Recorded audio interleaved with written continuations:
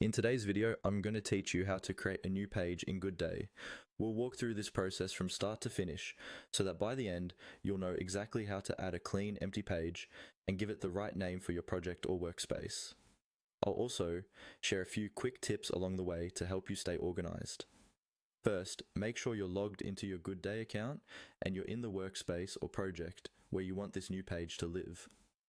Once you're there, look for the New button.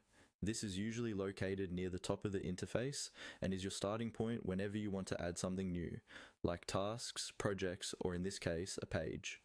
Go ahead and click on New. When you do, a menu will appear with a list of different items you can create. From that list, find and click on Page. This tells Goodday that you're not trying to create a task or a folder, but specifically a new page that you can customize with your own content. After clicking Page, you'll see several options for the type of page you can create. These might include templates or pre-configured layouts. For this tutorial, we want full control and a clean slate, so choose the option labeled Empty Page.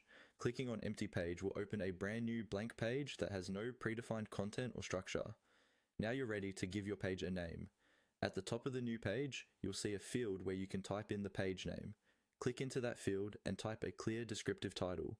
For example, you might name it something like Marketing Roadmap, Team Meeting Notes, or Project Overview, depending on what you plan to use it for.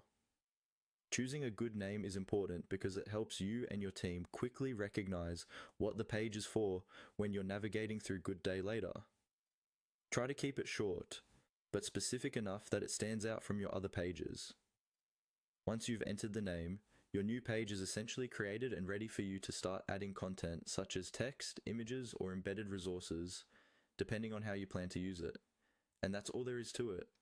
Click New, select Page, choose Empty Page, and type in your page name. You've now created a new page in Goodday that you can customize however you like.